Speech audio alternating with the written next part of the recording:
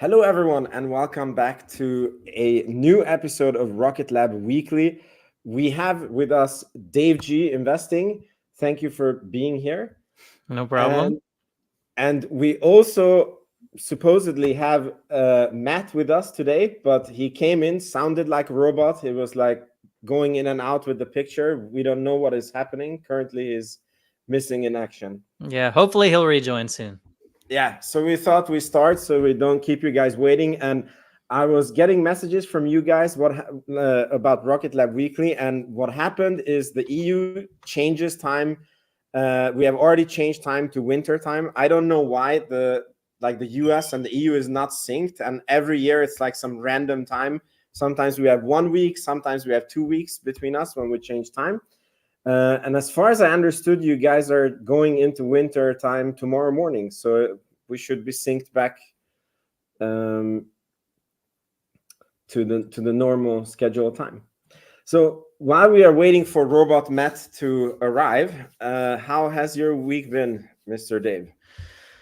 Oh, pretty good. I mean, portfolio is really doing well. So, I mean, I've been complaining about Tesla for a while because, Rocket Lab had been performing well and Tesla was kind of the laggard. But now Tesla's performed very well as well. So I'm just like all-time highs here and loving it. Loving it. Yeah, it's been great. That's awesome. There's this meme when there's this guy like poking the stock and it's like, please move, and then the next and then picture it is just like shoots. the face. Yeah. and I feel like Tesla is unable to do, like, it's just going sideways and then it rips your face off. And then Yeah, as long as it stays like 250-ish and stuff or above, I'm pretty happy. When it goes below 200, I'm not very happy about that. But yeah. Oh my God, fool's gold! Thank you so much. He did a super chat to me earlier, even before the stream started, and now he did one for Matt Euro in the house. Andiamo. He's in Italy, I guess, having fun. So Matt is trying to arrive. As you can see, his picture is here, but we don't have an audio or picture connection. But I trust he will be here. So. My week also has been pretty good as for the stocks. I hate my covered calls that I have. My portfolio is also all-time high, but it would be much higher if I didn't have the covered calls on Rocket Lab and Palantir. And it's going to take me some time to get out of those covered calls. And when it comes to content, I am very soon getting my fourth kid. And we started to organize with my wife. So we have a 1-year-old, and obviously the mother is not going to be able to take care of the 1-year-old and the newborn at night. So I started sleeping with the 1-year-old in the same room to practice the new room. And I've been basically a zombie the whole week. So I was unable to create content. I was barely able to follow Rocket Lab news. But I'm here. So if you guys don't see me, or maybe there will be a few weeks when Dave G and Matt will do Rocket Lab without me, it's because of kid number 4. And imagine the priorities on this guy, putting his new child before the Rocket Lab Weekly stream. Like, you're way out of whack. I don't know what to say. It's so funny. That's also what Matt said in the Twitter chat. He was like, "What kind of a cult leader are you? You're like quitting on us just because you're getting a child." I know. So yeah, I know it's crazy. So Matt, we don't know what is happening. Maybe he's having internet problems or something. Yeah, maybe he's on his private island and he's refusing to buy Starlink because he's waiting for Rocket Lab's own internet. Yeah, he doesn't want to send any money to the competition. Yeah.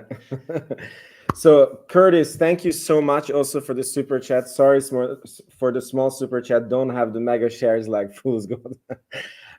I mean, that's a big fat super chat to me. So anything is appreciated. And yeah, you guys obviously don't have to do this. So very highly appreciated. I think we just go ahead and then Matt just comes in when he comes. So the first news that I thought that we should cover is an interview that came out by Madison Rady from New Zealand. Markets with Madison. Yeah. Yeah, she does fantastic interviews with Peter Beck, and she booked her plane ticket. That's what I understood for Neutron's first launch. And obviously, the launch was delayed, but she still kept her flight, and she thought that she inspects how the launch pad and the Neutron production line is coming along. And I definitely recommend every Rocket Lab investor, if they care about following how the Neutron progress is going, it's very good to see. I don't know if you saw any other major news or major something out of this. I'm sure you watched, right? Sorry, I'm just okay. I have to admit I'm new to this co-streaming thing, so I was trying to see if I could see the comments on my channel. But yes, I did watch Madison's video. Cool. But do you think there was anything other than just seeing the Neutron progress? Any other takeaways from it? To be honest, I liked the first half better, talking with Peter, hearing what he had to say. It wasn't a ton that I found like super illuminating or interesting. It was kind of like, I'm standing here on this pile of concrete, Neutron will launch from here type thing. But I don't know. Did you enjoy it? Yeah, I mean, I agree with you that the Peter one I felt gave a lot more color on how Rocket Lab was doing, and again the launch pad was just like, okay, cool. It was not really any key takeaway, and we anyways get the updates from Francisco and who's the Starship guy. He hasn't posted lately, but Starship S24 or something like that. Yeah. Yeah, he hasn't posted much lately. There was someone else who posted some pictures from the area around the launch site fairly recently. I forget his name on Twitter, but I have it written down somewhere. Yeah. Okay, Matt, can you hear us? He even sent the chat that he's here now. I don't know. We don't really? see or hear him. Yep, I don't know. His face is here. He's with us in spirit. I don't know. I don't see his face. He is now. He disappeared. Okay. Yeah. Okay. We continue to the next news, and he joins in whenever he comes. So the next one was an interview that came out with TechCrunch. And I think Fool's Gold now also gave you. Yeah, it was much appreciated. I guess he found my my stream. Not usually doing it, but yeah. I have returned. Apologies. Matt's back too. Oh my God! So what happened to you? I think I was telling you before the stream that my internet was out. Maybe I didn't, and then luckily for some reason my phone was being super slow, and I was trying to do it off of my phone, which obviously did not work. And then magically my internet came back, so we are good. That's awesome. We had no freaking clue what is happening. So I feel Fool's Gold deserves a major shout out. He gave all of us a $50 super chat on all three of our streams. It's pretty crazy. He's my sugar daddy. Yeah, been a big supporter of the Rocket Lab Weekly for quite a while now. So yeah, much appreciated. He's the man. Much appreciated, my guy. Yeah. So the next news is we had an interview with Peter Beck on TechCrunch. I don't know if you guys watched this interview. I don't have any, I feel like the interviewer maybe didn't do the best job. I don't have any major takeaways from this interview that we didn't know, but the more I see more. So I'm curious what you guys thought about it. Yeah, I watched it. It was entertaining enough. I feel like they had a decent rapport, but yeah, the interviewer, he was asking if Neutron would launch 2024 or not. So yeah, I guess he must have not known a ton, because that's been out there for a while that it's 2025 now. But it was interesting. It was funny. He tried to get Peter to chime in on the whole political discussion. He was like, so Elon's been talking a lot about politics and kind of, campaigning for one side. How do you feel about it? Do you think a CEO should get involved in politics or share their views? And he's just like, listen, I'm a guy just trying to build a rocket. That's it. Elon can do whatever he wants. He wasn't taking the bait in, criticizing Elon or chiming in or talking politics or anything. He just wasn't having it, which probably the right move. But yeah, it was entertaining anyway. Yeah. I didn't get around to this one, No. but I did. I did see some people thinking he was a little bit contentious, and was a little bit, I guess, abrupt with Peter. But it might have been a different interview. But the Maddie part 2 piece was pretty good. I liked seeing the pad and everything like that. It was a lot of fun. Mm-hmm. Cool. So now we go on to some rocket launch news. So apparently there is a rocket launch in 2 days. I don't know if any of you want to live stream it. I don't exactly know when that is. I probably cannot do this one. It's I think 4:40 or 5:40 a.m. Central, so it might be 5:40 or 6:40 a.m. Eastern. Oh, that says right there. Yeah. I might be out of town for this one. I have to double check my schedule. I'm not sure if I'm leaving that night or the night after, but if I'm home, I might do it just for fun, but have to double check on that. Yeah. So this is the first launch of the quarter that was supposed to be the highest quarter ever. So we're either going to have a very sucky Q4 and an amazing Q1 because everything gets moved over to Q1 for different delays, or we're going to have like weekly launches from now until the middle of the year, because then until the middle of December, because then it's Christmas. So I'm curious, how do you guys feel about Q4 launches? I mean, I think you have to say, like, it's not been looking great, right? Like, I don't think it's controversial to say we kind of thought we'd have more launches by now.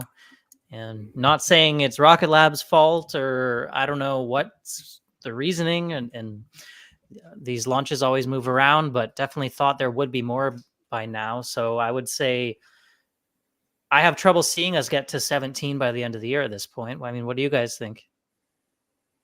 I do think it's tough. While I've seen them in the past do, 2 or 3 within the matter of 2 weeks or so, it generally is followed up by a month or so of silence before the next launch, right? So to be able to keep that cadence of 3 launches within 2 to 3 weeks and then continue that for the next 5 weeks after that would be pretty tough. So do I still see the potential to get the 15 launches as expected off? I do potentially see that. So another 4 launches in this particular quarter.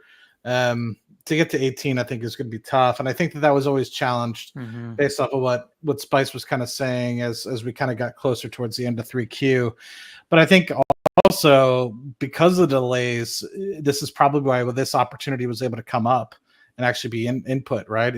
My hope is that you get more of these opportunities where my hope is that when they describe this during the 3Q earnings call November 12th, they say, hey, we knew that we had some people pushing into 25. We had the opportunity to backfill, and we had, a customer ready for quick turnaround within 2 months. And my hope is that you get more of that going forward so that you always have the, 22 slots like we kind of expected to come into 2024 with. And if somebody does push, you have somebody to backfill it. And so that's kind of my hope as we hear more a little bit about the manifest going into 2025, which I anticipate we'll hear more about on November 12th.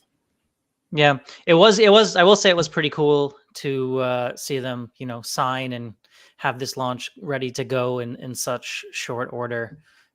But yeah, my thoughts are now more like 14 to 15 launches per year, as opposed to, I think Mottbox is saying 15 to 16. Obviously, I'd love that if it happens. It will still be a record year, but a little disappointing for me. I'm not gonna sugarcoat it, I guess. Yeah. I mean, for me, it's also like a little disappointing, but because I understand now from all the interviews and all the due diligence that we have done that this is basically the customers who are delayed and not Rocket Lab.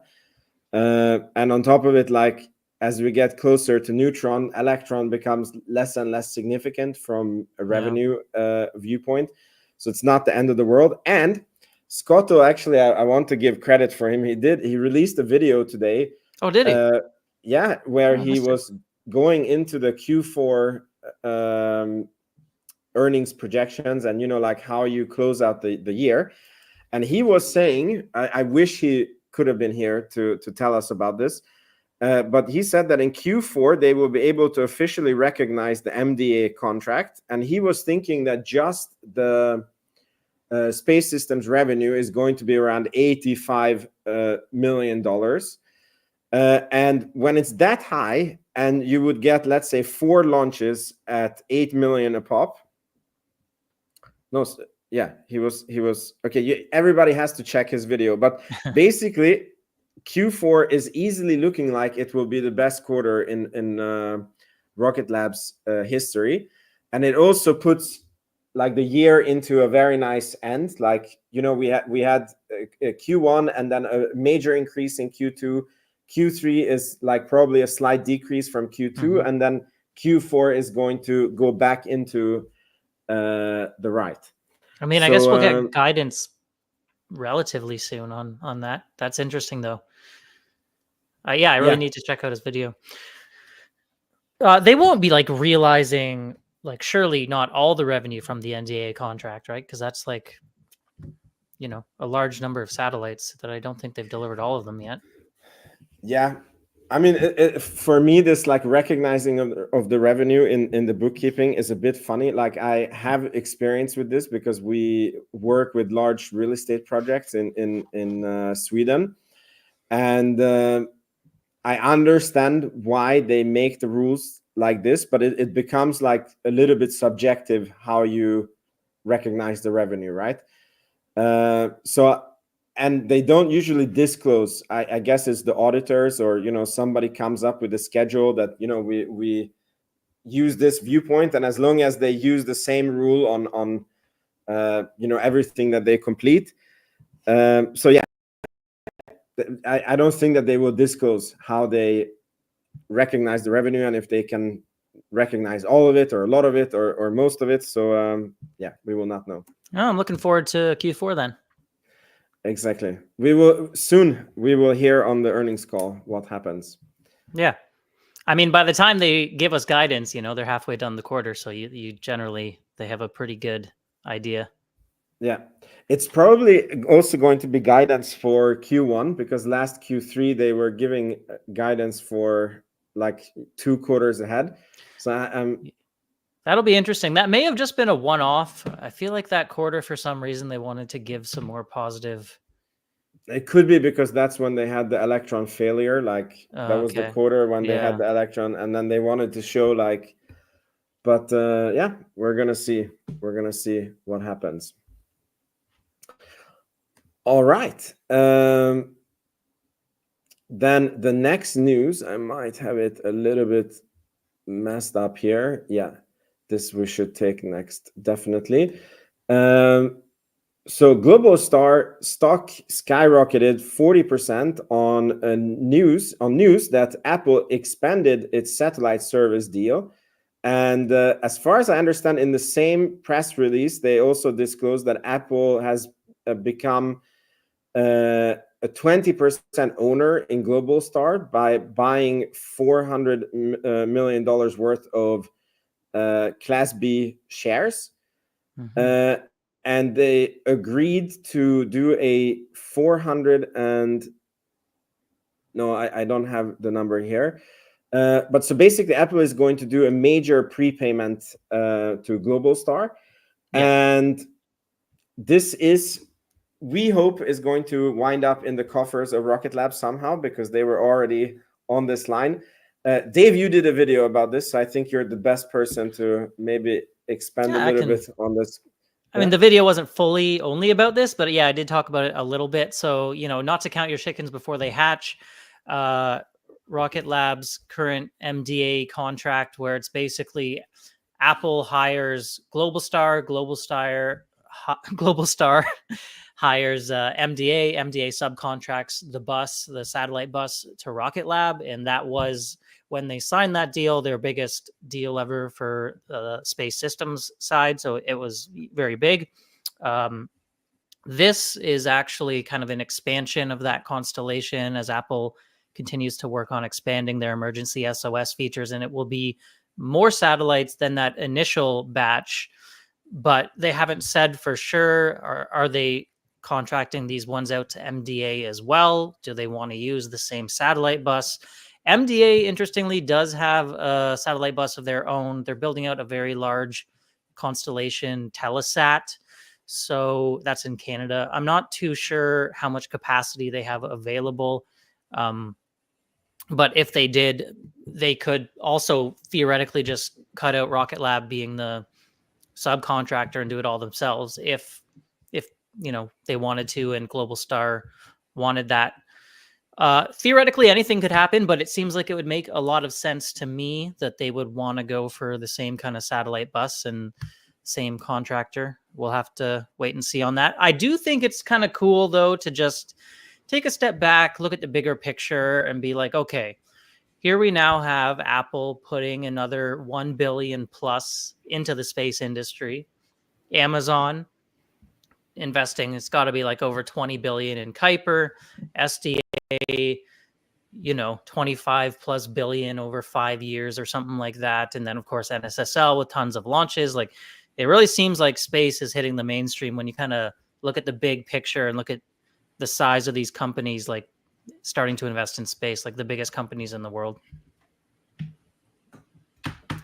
Yeah, so a light reminder, I think that MDA subcontracting out to Rocket Lab ended up being like 180 or something $million, if I remember correctly, total, if I remember. I could be wrong on that total number, but it's a little bit lower than that, but I think you might be in the right ballpark. Yeah, it's in the ballpark, I would hope.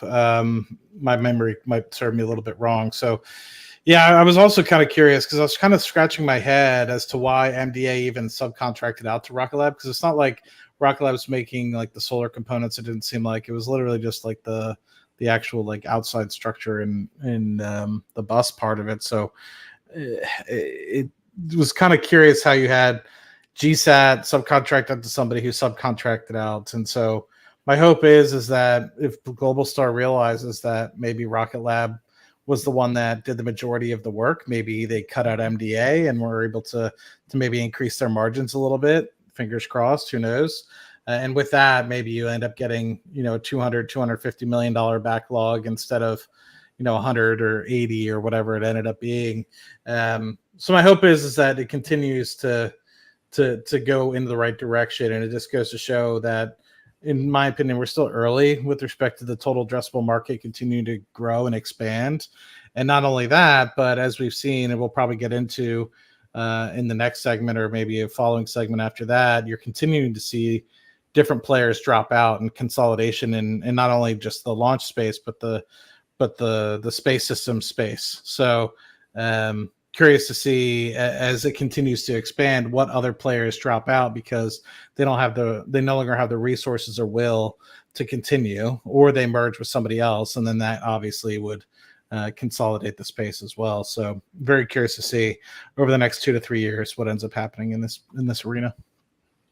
Yeah, I just want to speculate loudly here that most probably the reason why they would reuse the same suppliers is because one, Apple is probably under a time stress to deliver because Starlink is coming in with direct to cell. We have ASTS going up, and Apple will kind of be left out of this race of providing their own satellite service if they don't do something soon. That's reason one.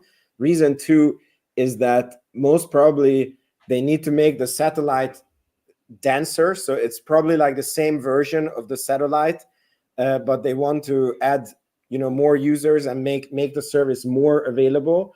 Then I don't know how many satellites it was, but let's say instead of 30 now they need 100 or 150 in the same area to make sure that more people can use this, and then it becomes the same satellite. And number 3, it's just a point that I want to add, that these satellites are in low Earth orbit, as far as I remember, and that means that they will get used up because there is a small atmospheric drag, and this constellation that they're building out will have to be replenished. So it's not just a one-time contract. Hopefully, like Apple is going to be a recurring customer here if they want to keep the constellation going.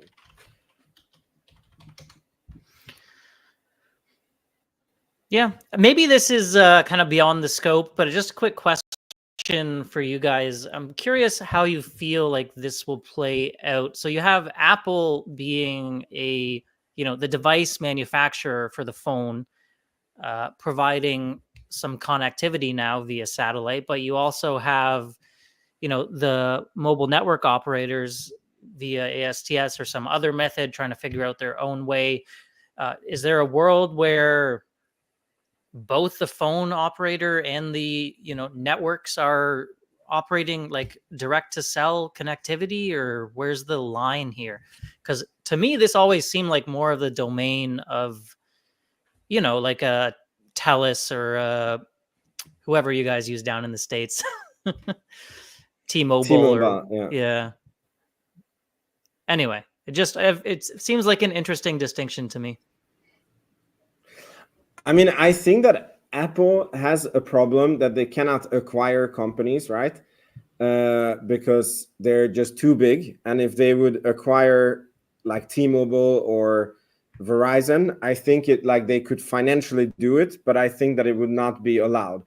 And if they can organically, meaning that they buy the shares of a very small company and then organically they build up a constellation, I think that that's their only way to become a service provider also. Maybe.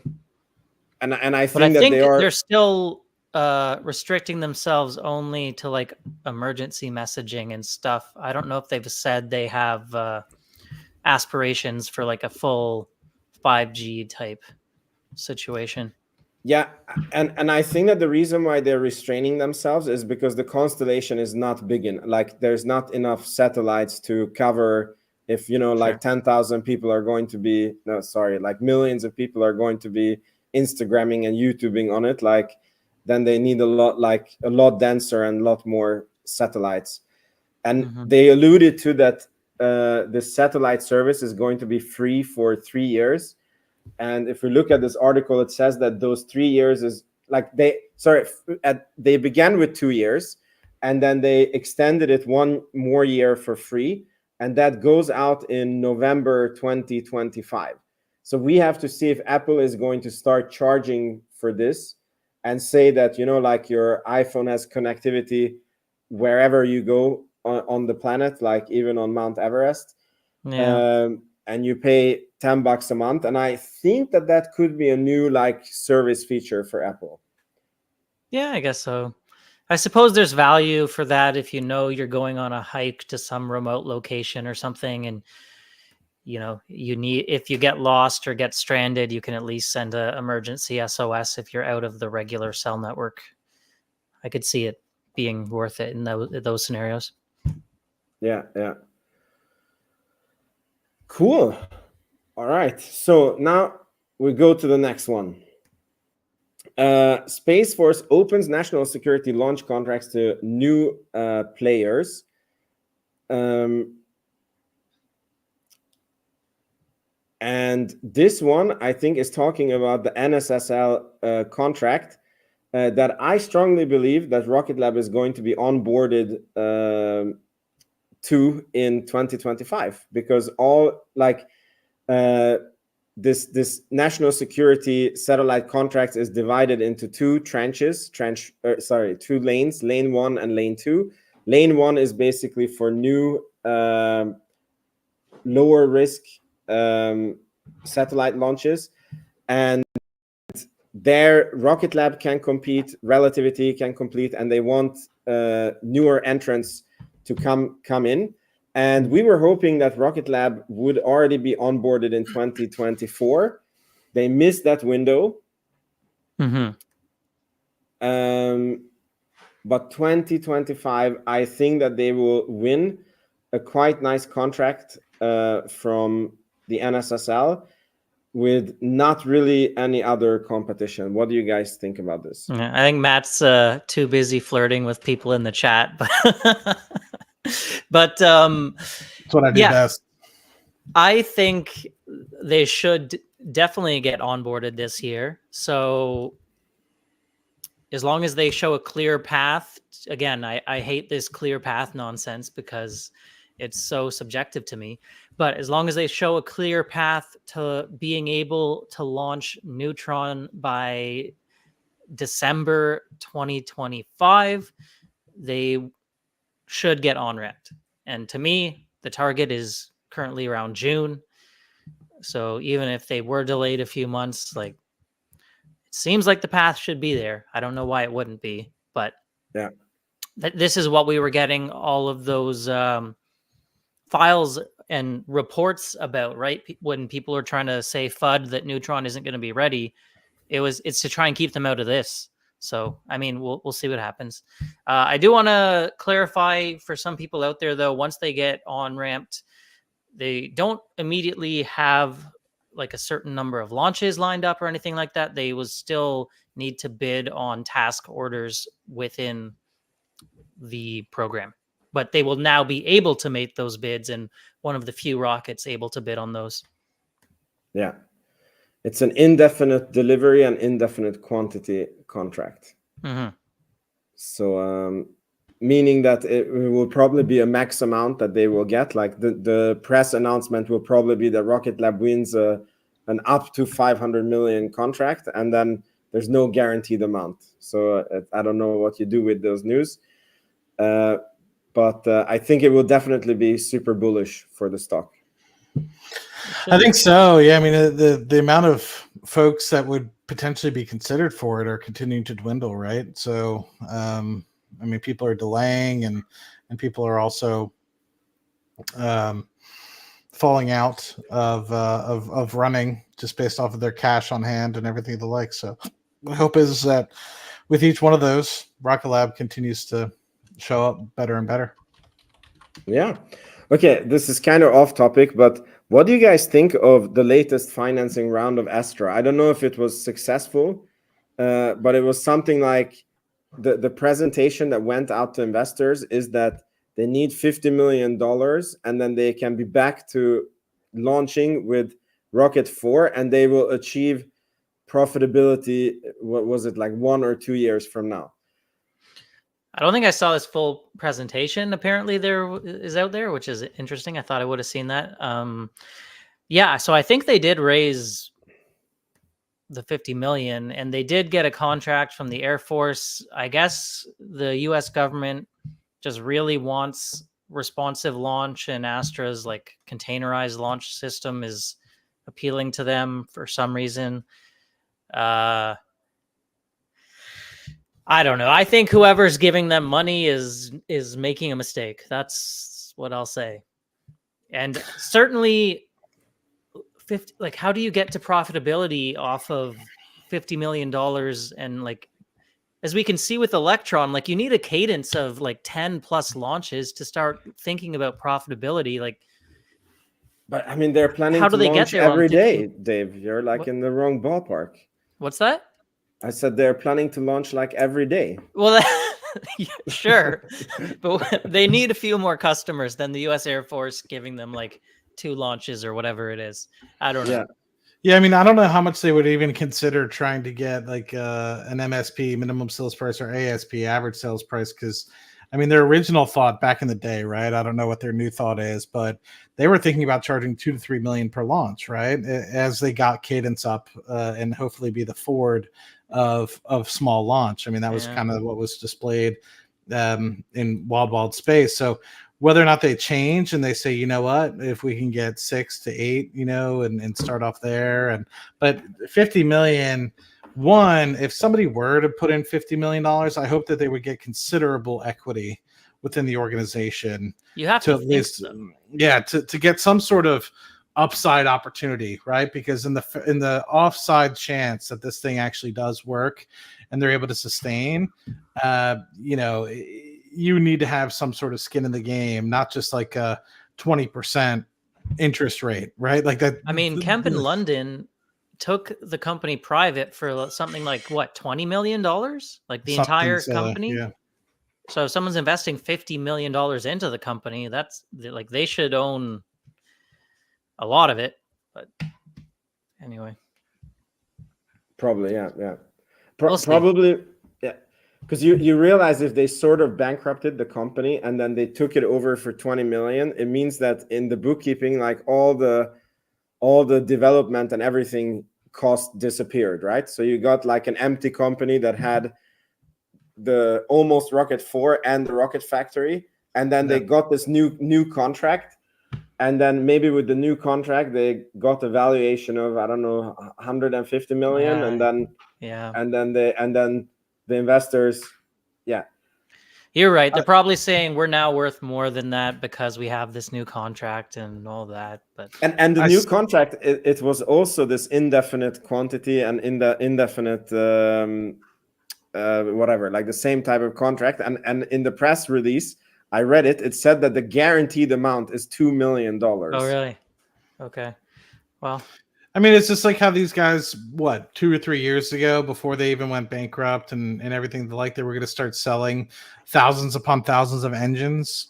Remember when they were like releasing that? They're like, we have the capacity to make however many engines we need, and that's how we're going to sustain our kind of profit until we get to wherever we need to be with the Astra rockets and everything like. And that just, they barely sold any engines, if I remember correctly. So to me, I think this is just another grab at straws. I mean, I see this happen quite a bit in the oil and gas industry as well, where CEOs will get something off the ground, they'll get some capital funding from some people, and then in the meantime, as they keep the ball up in the air, they'll sell shares because they get rewarded by just being in business, I guess, and share-based compensation. And then they sell that on the open market and they capture however many millions of dollars that they need. And then what ends up happening is they basically continue to do this and keep the ball in the air. So they do outrageous acquisitions or anything to keep the company somewhat afloat. And then at the end of the day, that company goes bankrupt, and well, lo and behold, right, it's publicly owned at that point, and they can just kind of sit away, walk away, and say, okay, well, I lost that part of my company, goes to zero, but I have all this cash on the side that I've been selling over the past 5 to 10 years to be able to put into this new venture. And a lot of times what I've seen, specifically in oil and gas, can't really say for so much for space, is they'll be part of the auctions picking some of those things up for pennies on the dollar. And it's just like, of course, right? You know, now you don't have the debt. Now you don't have this, that, and the other. So it's interesting. And that's how a lot of America works, right? That's how a lot of capitalism works, right? You try your best and you try to get things to work, but there's the loopholes, of course, that people can take advantage of. And I feel like, honestly, that's what Kemp is doing here. I wouldn't touch it with a 10-foot pole. Now, I hope everybody the best, right? I think any successful launch provider can eventually, in my opinion, in the long term, only be helpful for the entirety of the industry. But what I don't want to see is people getting ripped off. Yeah, so I feel like this the dichotomy of thought there. I'm just happy that they are on the private markets now, meaning no retail investors are losing their shirt over this, whether it's retirement savings or whatever. If the VCs believe in it and want to put in as much money as they want, I mean, you know, they can fill their boots, and they should theoretically have the resources and knowledge to do their research and stuff like that. So I don't feel I need to have as much sympathy for them. Yeah. Do you guys think that this could cause trouble for Rocket Lab? Because like Astra was causing trouble in a way that they were selling launches too cheap, and then it was like they were on the market as an option, even if they were not launching. And Spice mentioned it a lot, that it was like murking up the market, because customers were saying that, yeah, like we can also consider Astra for 4 million. Like, why do we need to pay 8 million for Electron? I guess it's possible. I mean, I feel like I feel like Rocket 4 will not launch many times. I don't know. Yeah, I guess we'll see if anyone wants to take a flyer on them, take a chance. I would give it a 50% chance that Rocket 4 will launch, and I will give it a maybe 10 to 15% chance that they'll be able to get rocket number 4 off a second time. All right. We'll see. Right. So if anyone wants to take a bet on that, $5-10, little gentleman's or that's gentle person's bet. But I think I feel like you're in the right ballpark. Yeah, I think that's yeah. So going back to the original question, I mean, I think it just dilutes the potential for capital to come into the space, Vince, because like you said, it's a distraction. And instead of some of that going into more of the people that have a longer runway, whether that's Blue Origin or Rocket Lab or whomever, it's getting still potentially put into this company that has just burnt capital. And I guess you could say the same with Rocket Lab. Rocket Lab burns capital too, but to my opinion, they're at least getting things off into space and are able to at least demonstrate their capability. Versus I think Astra, they're trying to run before they can even walk in most cases. So it's kind of a head scratcher in that respect. And to me, I don't know. I think it dilutes the message, and to me, like you said, it's gonna keep people thinking that all space companies do is go bankrupt, right? Because here you had this thing come back from the dead, and it's only just going to be a distraction. Anyway. Okay, next sort of segue into. Did you guys see that Relativity Space is experiencing a cash crunch? Shocking. Yeah, exactly. Who could have thought that might happen? Who could have made a video about that maybe like a month ago? All right, we need to pat you on the back there. So, yeah, because when startups are on the private market, they need the valuation of the company to continue to go higher, so that they can raise money at ever, higher valuations. Yeah, you don't want a down round. Yeah. Yeah, because then basically like everybody gets a haircut instead of like everybody making money.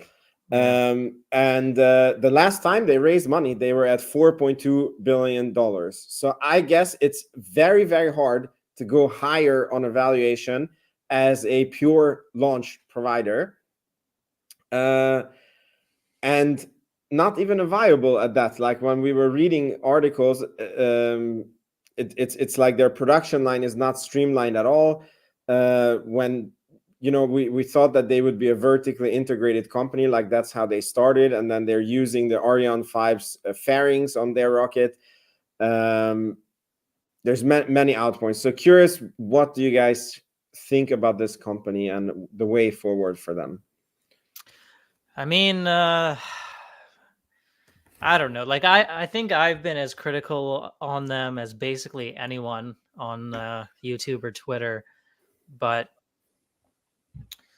I don't know. I'm starting to feel like I do believe that Tim Ellis has really put his heart and soul and like his whole life into this company. So I do kind of still feel for him a little bit. There was a tweet actually recently, a while ago, where someone asked him if Relativity is going to beat Rocket Lab's Neutron, and then he replied, "Yes, LOL."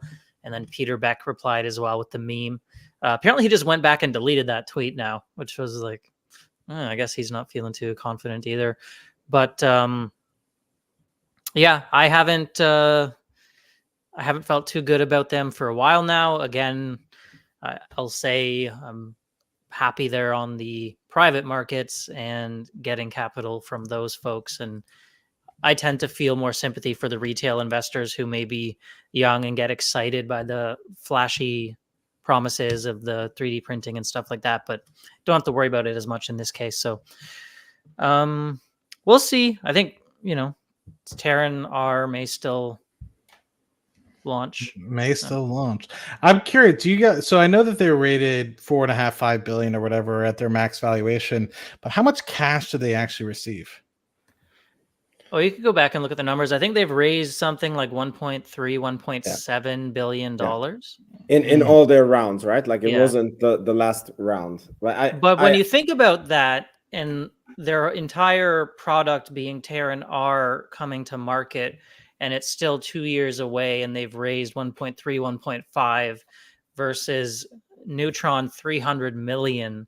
Exactly where I wanted to get to. And it's just like where there's so much money coming into this thing, like so much money burned. So the thing that I'm thinking about here is like, okay, so they raised, let's just say 1.2, but they developed 2 vehicles if you think about it, because they still did do the launch for the Terran 1. Right. And that was so successful that they were like, oh yeah, by the way, we're going directly to the Terran R. So to me, like that was 300 or 4, however much that was. Let's just call it $500 million to declare victory on this. And then they immediately shelved it. So it was like almost $500 million down the tubes for nothing, except for demonstrating that they can, this company and this engineer set can put something into space and orbit. And then they immediately got started on the Terran R. So if they don't have the capital efficiency and the I guess capital efficiency of say Rocket Lab, I guess it's pretty hard. But yeah, that's I was gonna say, as some people in the comments also are pointing it out, that the problem is that we're comparing it to Rocket Lab, which is insanely efficient. But if you go like, like ULA and their rocket developments, or I mean, just even SpaceX, if you adjust the SpaceX numbers by inflation, I think the relativity numbers come quite close. It's just like the speed at which they're developing is too slow. And they're coming into, like, SpaceX didn't have to compete with SpaceX, right? Yeah. And it's like they're coming into slowly into a market that is, has SpaceX, has Rocket Lab. I think that's also why they gave up the Terran 1 so fast, because they were like, yeah, it's impossible to compete with Rocket Lab, and nobody on small launch makes money. So that's what we've seen, right? It's a lot harder to make money on small launch than get a rocket off the ground. So yeah. Okay, cool. Now the next news is again, it's just showing that money is going into space. Dave, you might know more about this one. So the Pentagon's commercial satellite internet service program got extended to $13 billion from an initial budget of $900 million. So they had a ceiling of 900 million, and now the ceiling is raised to 13 billion. It doesn't mean that they have to spend 13 billion on internet. As far as I understand, this can go into different constellations that different branches of the military need. I did a speculation video that maybe the first constellation that Rocket Lab is going to do is going to be for a branch of the military. And that would come from this budget. Adam Spice has pointed out on many talks and conferences that he sees the hockey stick of Rocket Lab coming from the government. And maybe this is what he was speaking about. So I'm just curious about your guys' opinion on this. Yeah, I mean, I read it as more likely to be, a Starlink, Kuiper, and AST type thing. Looks like they already have current vendors listed there. I'm not sure if you can see what they are, but definitely, as goes to show, investment in space is it is a hockey stick right now. There's so many constellations coming up. I mean, this is another IDIQ one, so we'll see how much they actually spend. But 900 million to 13 billion is a big jump. Yeah.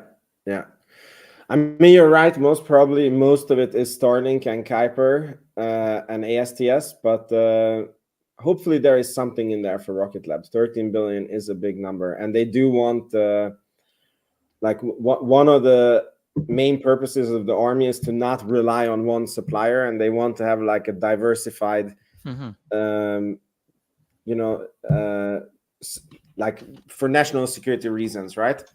So hopefully there is some money for Rocket Lab there. I just have to ask you, one of you guys has like a cell phone that keeps getting SMS. I think that's mine. Yeah, I'm not important enough. You're pretty. I'll turn that off for you. It's GQ trying to get him on the next cover. What is going on? It's Morgan from Rocket Lab. He's like, Dave, the interview. Yeah, exactly. So yeah, we go on to the next one. It's the last news I have for today. It's a space industry news. This rocket that you see here, it actually stopped being just a rendering and is a real rocket that is being moved to the launch stand. And we might see a New Glenn launch this year. And they are going to try to land this baby on the first try on a drone ship. They are, right? Okay. I wasn't sure if they were going to... They're going for it. And they think that there is a chance that it succeeds. And funny enough, I think they might be right because, when SpaceX landed the rocket in the chopsticks, I was like, oh, yeah, of course, because they have... like with the Falcon 9, they have so much experience with the landings that it took them. And then they did a couple of soft landings in the sea. And then I'm like, yeah, it was on first try, but was it really? Because they were doing a very similar thing like 100 times over.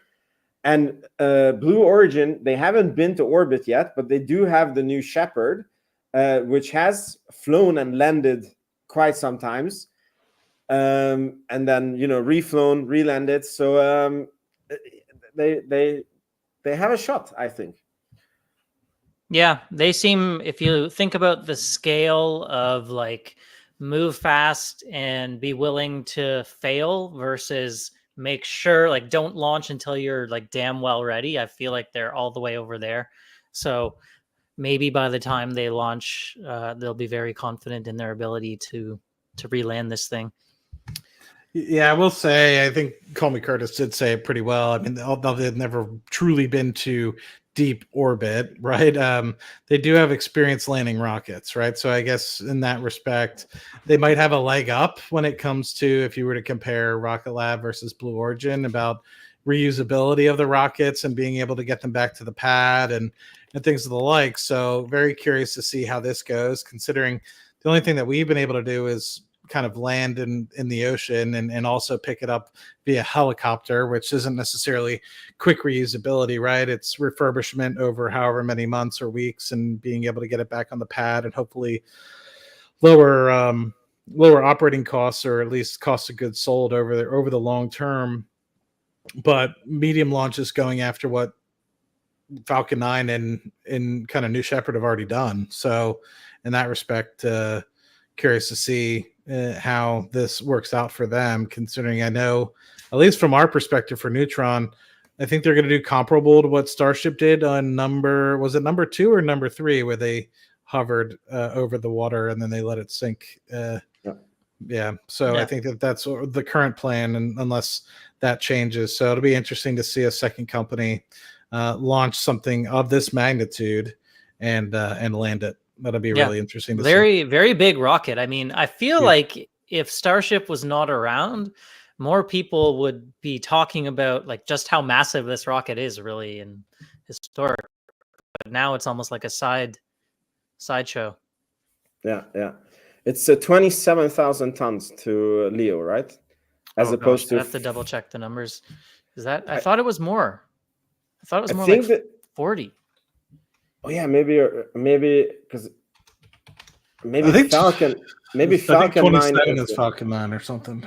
Yeah. It's 45 for New Glenn. Yeah. So Neutron is 13 kilograms. Yeah, Falcon is 20. Downrange 15, but yeah. Yeah, a Falcon is 25 tons to Leo, and then this one is 45. So this is like 2 Falcon 9s, or like almost like more than 3, like 3 point something Neutrons in one launch. Mm-hmm. Yeah. Do you think the payload is going to be on this? I mean, their first payload was going to be Escapade, but it's not anymore, right? So Say that again. That it's like they were originally, their first launch was going to be the Rocket Lab Escapade satellites to Mars, but I don't think that's the case any longer. So I was just wondering if you guys knew what the first launch would be launching. no clue. No? No clue. Okay.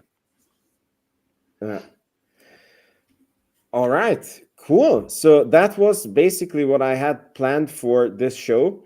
I realized I forgot something major that is happening next week on Tuesday, and that is the elections in the US. I can't wait for it to be over because normally my Twitter feed is like full of financial analysis, stock ideas and just finance. And I cannot get a non-political post on my freaking Twitter. Everything is about guess who said this, guess who said what, and guess what? I don't care.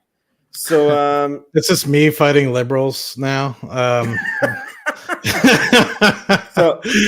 So just because I'm completely unbiased in this election, I want to see Completely who unbiased. do you guys? I'm completely unbiased. So Okay. what do you guys think if one candidate this was obviously just a joke, but like if we look at it objectively, like if one candidate wins, what do you think happens for Rocket Lab? And if the other one wins, what do you think happens?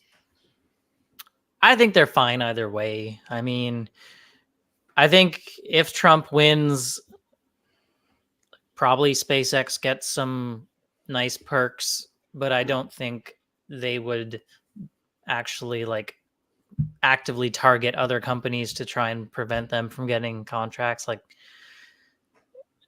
yeah, I think Rocket Lab's fine either way. I don't think, Elon's up at night thinking, how can I screw them over? He's got other fish to fry. So, yeah. Yeah, I think some people were asking they want me for president. I've actually thought about running for office, but the thing that bothers me a little bit. What? Can you hear me? Okay. Yeah. Okay. Yeah, I've thought about running for office in the past. I'm not very good about being a puppet for others. So, and being able to represent. If it was just about people believing in what I believe in and representing that, I don't want to mold or anything of like. So anyway, going back to the actual question that you had there, Vince, I think that if Elon's pretty concerned that if one side gets elected, that they might see a hindrance. And I've also seen some of the things that have come out of California where they're trying to indirectly delay some of what's going on at SpaceX. So I think that might be challenged in that sort of environment. Do I think it's going to drastically change anything if, say, the Trump side wins? I don't really think so. Like you said, there might be a few perks, but who knows what really is going to end up happening there. But from an oil and gas perspective, it's actually pretty interesting. And I always talk about this as well. It's like actually the thing with oil and gas is while it might be helpful from a regulatory perspective, if under the Trump presidency, it likely will end up meaning the ability to drill more oil. And eventually what will end up being with that is you have more supply, and we already have a supply problem right now with respect to oil. And you've probably seen oil prices drop and oil companies' profits drop pretty substantially over the past 2 to 3 years. So in that respect, I think it would only persist and exacerbate the current issue with respect to being on the precipice of a pretty bad bearish cycle for the oil and gas markets, which obviously is good for the consumer and not so good for my job. But in the case of a Harris administration, generally speaking, and this is kind of what we've observed under the Biden administration as well, more strict drilling on federal lands, less lease sales, more regulations just from the EPA perspective, and just by slower ways of doing business when it comes to going through regulatory, more stringent, asking questions that don't actually change the answer just to make sure that they delay permits and things of the like. And what that would do, likely knowing that the United States is currently the largest oil producer in the world, would likely increase oil prices, which will eventually be bad for consumers like the majority of us on this chat. And then also would also be, what am I trying to say here? Bad better for me maybe in the long term, but it would be harder to do it. So while it would help with profits in the short term, long term it might actually hurt profits due to the fact that we would be able to drill less. So it's pretty interesting, and it would actually impact inflation as well, if oil prices go back up. So very curious to see. Another thing, actually, another way to look at it as well. While I said oil prices, natural gas prices under a Trump administration might actually be impacted due to the fact that he's very pro LNG, liquefied natural gas. And Europe, Japan, many other countries are importers of LNG. And so there's a few projects sitting on the Gulf Coast that are waiting, approval for some of these things that have been kind of sitting or attacked from an environmental perspective and need to have a refresh. Then the Biden administration or Harris administration would continue to keep those in limbo, which would continue to keep natural gas prices in the U.S. probably lower versus in a Trump administration. If you're exporting more LNG out of the U.S., it'll increase due to the fact that you're competing not only from a local supply standpoint, but also an export standpoint. So anyway, I'm sure there's little nuances as well, like a regulatory perspective. If you look at it, Trump is very much about regulatory is important, and you need to have the appropriate regulations, but no over-regulation, right? You got to make sure you're still getting things done. But a potential Harris administration might over-regulate, and that's something that I'm always kind of cautious about. But what I was going to say is there is some people that I've seen who is concerned that if Elon is in the government, then like all the contracts are going to go to SpaceX, and I think that is highly unlikely. Even if he does this DOGE, this Department of Government Efficiency, I think that the major cuts in space are going to be like cutting out the SLS program, cutting out these big money wasters that is like run by the government. And I think that everything would be given to commercial. And I think, yes, a lot of it would be SpaceX, but I think maybe a lot more of it, like SpaceX is very big, right? So if even a small chunk of that comes to Rocket Lab, I think it's going to be very good. In a Harris administration, I think that SpaceX would get a lot less stuff, and then by default, Rocket Lab would have to get a lot more. So I think that they're going to do fine in under both administrations. So I think it's quite boring if you look from a Rocket Lab viewpoint. what's going to happen in this election? Sometimes it's nice to have it boring, though. Yeah. It's funny because Peter sometimes in interviews he's like, yeah, I'm just trying to build rockets, and in one interview he's like, I'm just a boring guy, and I'm like, how the F can you call yourself boring when like you're one of the most exciting people on the planet? And he apparently has like a fighter jet that is registered on his name in the Czech Republic. Yeah, it was Francisco who brought that to my attention. I was not aware of that one. Yeah. So and he's like, I'm just a boring guy, but I guess he means that he's like he's not into politics, which is probably good. Mm-hmm. Imagine if he would come like with the rainbow hair and like onto a conference call. That would be like, because we don't know his political views, right? And then let's say that he would be like a wild leftist, and he would just appear on a conference call with like rainbow hair, and that would be not what you expect. That's my point. It's better to not know it. You don't know what is there. Sure. Cool. I think I didn't have anything more planned for today. I don't know if you guys any topics you want to bring up, or the audience that we. No, but next week will be a little insane for anybody that's following the streams just in general. So we do have the potential Rocket Lab launch on Monday morning, and then in the evening on Monday we have Palantir. So not sure if you're going to be doing that at all, Vince, but I know I will definitely be there. And then Tuesday 6:30 p.m. kind of Eastern time, so 5:30ish p.m. our time, we're going to be covering the election cycle, whether that is, I guess, spread amongst many people or if it's just on a Mit's channel. I'm not 100% certain, but my anticipation is we'll all be co-streaming that. So if anybody's curious and wants to sit around, I know I'll be co-streaming it. Am I going to co-stream it the entire night? I don't know, but we will see with respect to that. So if anybody's interested and bored and doesn't necessarily have anything to do on Tuesday, we'll have that available for folks as well. That's pretty insane. Thank you, Sense27. You're the man. Awesome. And then I'm going to try to nudge Rocket Lab. I haven't heard anything. If we're getting an interview this quarter, I just want to temper down the expectations because it might not be an interview this quarter with Sir Peter Beck and Adam Spice. But I feel like that's fine. It's not like we're entitled to an interview with them like every single quarter. But no, I want daily good morning texts. Yeah, that's what I want. Good night texts. That's what I want. Forget the good mornings. It was so funny. Like somebody commented on my channel that they need all this pressure because because of retail they released finally the hot fire video, and then like somebody commented under him, but you understand that them releasing the video doesn't have anything to do with if it happened or not. Like it actually happened, and then they just had the video and like it. Yeah. So my point is, I'm so confident also in Rocket Lab that I was also thinking like, what would I ask them? Because it's just, there's this Buffett saying that the best friend of a good company is time, and something like this. Like the best friend of a good company is time, and the worst enemy of a bad company is time.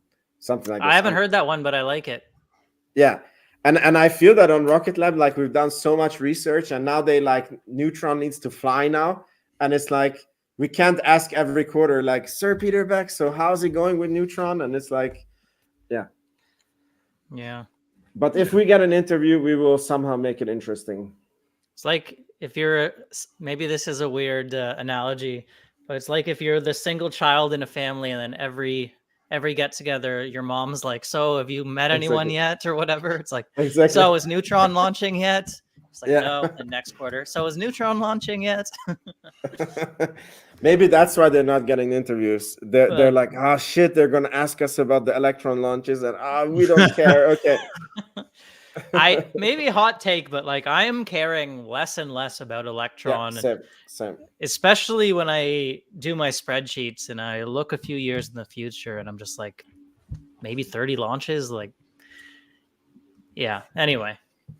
I mean, the problem is Neutron is like what? It's like 6 Electron launches, like one Neutron. Yeah, it must be around there. Yeah, 6 or 7, right? And then it's like we're at 30. So like 2 Neutron launches completely replaces Electron. And I hope that the cadence on Neutron is going to go up into the 20s, 30s per year, and then Electron is technically, at that point, you're like, okay, maybe like, because I think they've said before, they don't really foresee 50 launches in a year for Electron ever. So at that point, you can kind of see why people do tend to move on to larger rockets. Yeah. I don't think that they are going to retire Electron. Like no. I think that there's a definite need for Electron. Mm-hmm. But it just won't matter that much to the earnings. Yeah. Exactly. Still a cool vehicle. I still like it. I like to watch the launches, but will it move the needle in 10 years when we're talking about Rocket Lab's earnings? No. If it does, we messed up on our thesis. Yes. Yeah. It's like your $4 put option. I was like looking at it, and I'm like, it's even stupid to sell that put option, because if you have to buy Rocket Lab for $4 at that time, you don't want to own, like, then you messed up something on your thesis, Yeah.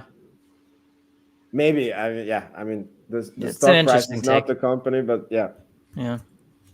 Okay, cool, guys. Well, thank you everyone for watching. And if I'm getting a child next week, then maybe if you guys want to, you guys can have Rocket Lab Weekly together. Yeah, man.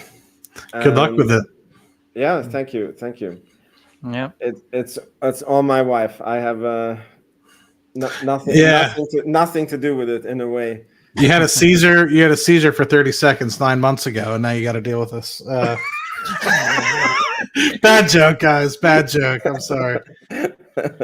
I think it's so funny that, you know, when you come home, like, because my wife is at home, like she has to recover, and like on the last child, everywhere I went, it's like, oh, is the kid born now? Yes, congratulations. And I'm like, I had nothing to do with it, but okay, it's the but she's not. She's at home and she cannot receive the congratulations. You know, so it's like it's a bit weird, but it is what it is.